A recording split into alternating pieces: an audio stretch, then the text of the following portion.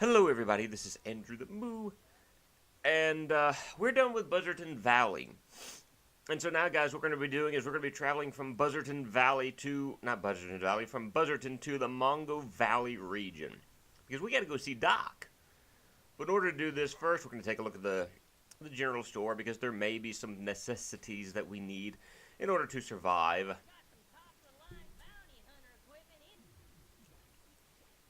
You, my friend, have lied to me. You said you had the top-of-the-line bounty equipment. There's nothing in there. You are a liar, a charlatan, and a thief, and I'm leaving your store.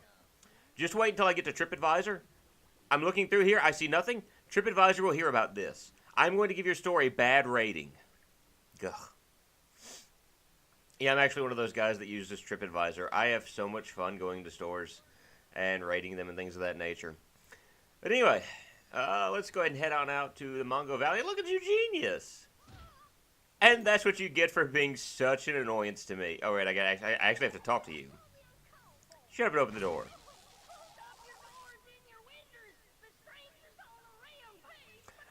Yo. Where is Eugene? I don't see where Eugene is at. I would dare say he deserves everything we gave him just then, though. Everything we gave him. And if you'll calm down, just open the door. I'll shoot you again.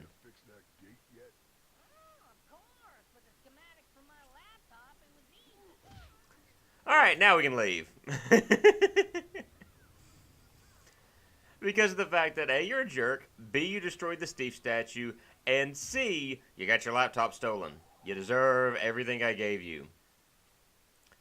So, ladies and gentlemen, here we are. We're heading our way to the Mongo Valley, and I've got to say that this has memories for me. This is a lot of memories for me as a kid, because when I was a kid... Oh, time out, treasure. When I was a kid, I mean, granted, the graphics don't hold up like they did back in the day. I mean, like they do now. But seeing some of the things like I saw in this game made me so happy. I don't know what it was. Like, later on in the game, we're going to be, like, in a boat. And there's certain things that are going to be going on while we're in the boat. And hopefully I'll remember to say something about it then. Be sure you get that treasure. Just certain things that occur in the game, like right there. Like the light shining down and things of that nature. I remember seeing that as a kid, and I was like, that is so good. That is so amazing. You got a bunch of guys right here. You're going to want to find a way to deal with them all at once and deal with them in a good way. Now, I think this is the good way to start out, is you shoot the, you take out the, you take out the machine gunner first, and you take out these other guys. I got so nostalgic there for a moment, I just got to stuttering, just like, blip, blip, blip, blip. I couldn't get the words out. But, like, I mean, just seeing some of the things, you know, some of the visuals in this game, like, I don't know, I guess maybe I was easy to please. But I remember looking at those as a kid and just going, you know, or not as a kid, but as a teenager, take two. I remember looking at this stuff as a teenager and just going, this is great. This is amazing. I love everything about this. Don't fall. And for me, it was just, I don't know, like, just seeing the light shining down and things of that nature, I just thought they were kind of picturesque and very pretty. You know, like beautiful backgrounds and beautiful areas like that. And again, that's just me. And I just realized that those guys had a still over there. But let's talk about the plot just for a few moments. I mentioned the fact, is there anything around this waterfall that might be helpful to me? No. No, there's not. And because of the fact that Stranger swims very, very slowly, it's going to take us forever to get back to the shore. So I apologize about that. Plot. How does this connect together to, not Stranger's Wrath, to the Oddworld games?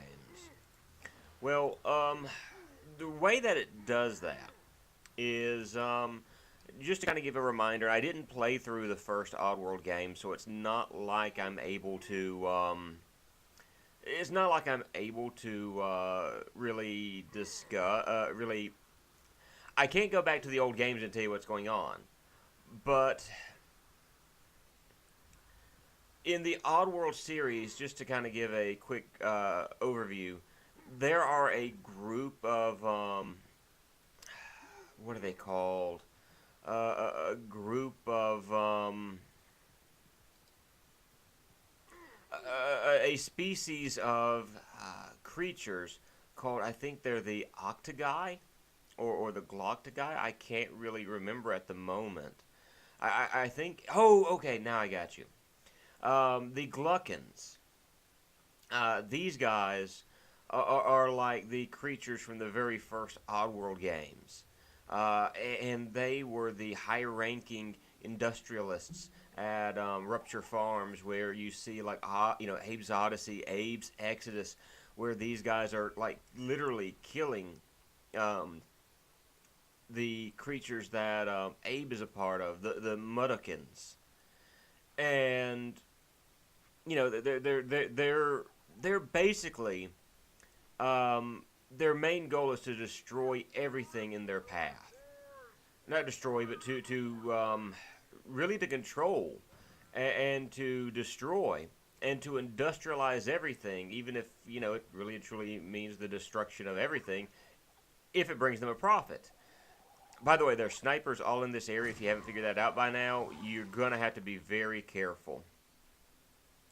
And so that's what brings this together. Now, this, to my understanding, I think this takes place long before the events of Oddworld, Abe's Odyssey. I think this takes before, because, by the way, notice how you see, like, you remember Eugenius talking about this octopus demon?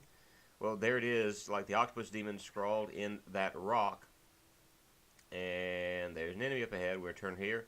And if you look here, you see, as far as the octopus is doing something with the water and doing something to the grubs. I think that's what's being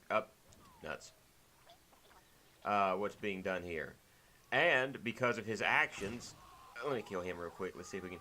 Because of his anything over here, anything on the rocks here? No, okay.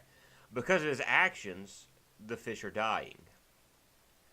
Well, they believe, apparently, that Secto is this octopus demon who built the dam, and there he is. He's in control of everything. So that's where we are now. And we do understand that he is a terrible, terrible person because of all the Steve heads on his wall. He the grub people view Steves as, these protectors. And obviously, with their protectors dead, no fishing. And dead grub bodies. So, he's very serious about what he says. Ow. I'm so glad that you can just kind of shake this stuff off. I mean, that's actually very helpful. There was a fork in the road a few moments ago, and I know I kind of stopped, I kind of just focused more on what was going on, or trying to tell the story in this. But anyway, it seems like Secto is related to the Gluckins in the fact that he's, he's the exact same body shape and everything. The only thing is his head is just a little bit different. I'm going to take this guy out, and there's something to pay attention here, and that's more treasure. So that's what ties all of this together, whether Secto is like part of the Oddworld evolutionary scheme of things, or maybe he's just another form of the Gluckins. But regardless, his main purpose is to try to destroy, maim, kill, as long as it makes him a profit. And he seems to enjoy the hunting of Steefs. As we notice, he had Steef horns and Steef heads all around him. So that's where we are at the moment in the story. And I can talk with more of a calm voice out here because of the fact that, there's no enemies around. I don't have to think about shooting and everything else.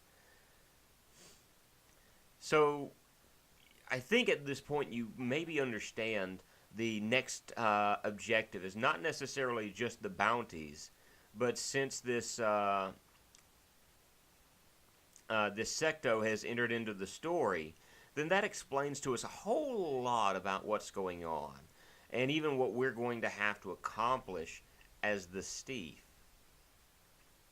With that being said, we are almost at the River Valley. And in the next episode, we're going to be starting some brand new bounties.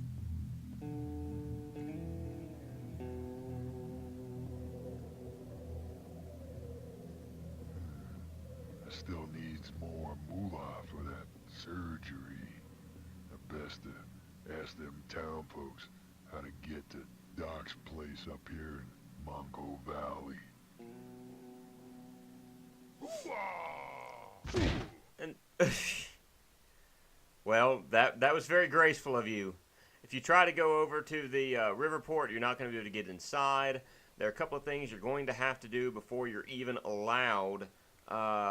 I think you're only allowed one bounty. So I'm going to check the general store real quick, and let's just see what happens.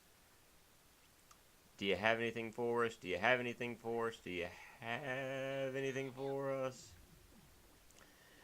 Up, we got some new stuff. So we got an extra skunks clip, and we can hold more ammo in our ammo bag. Alright, so I don't often do this, but I'm buying some boom bats because I really need some boom bats, and I'm buying some sting bees because I could really, really use those. So, I mean, I really, really need to get those in. So what we're going to do now is we're going to head to the bounty store, and we're going to see what, and considering the fact that I'm constantly buying up money, I'm not going to show that off just yet. It's going to take us forever to get $20,000, so maybe we need to produce that Steve head somehow. I don't know. Well, let's go in and let's at least take a look at the bounty we have. I don't think we have multiple. Yep, we just have one. And we earned an extra $85 because I did capture some of these guys. The only guy we have, though, is Explosives McGee. Once you go after Explosives McGee, there's no turning back, so be ready.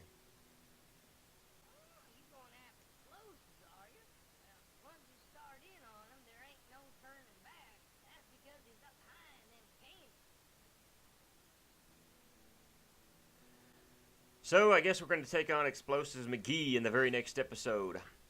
And we'll talk a little bit more of the plot more about the plot as we go along. But anyway, this is Andrew the Moo, and we will see you guys in the very next episode. Hope you have a great day. Bye, guys.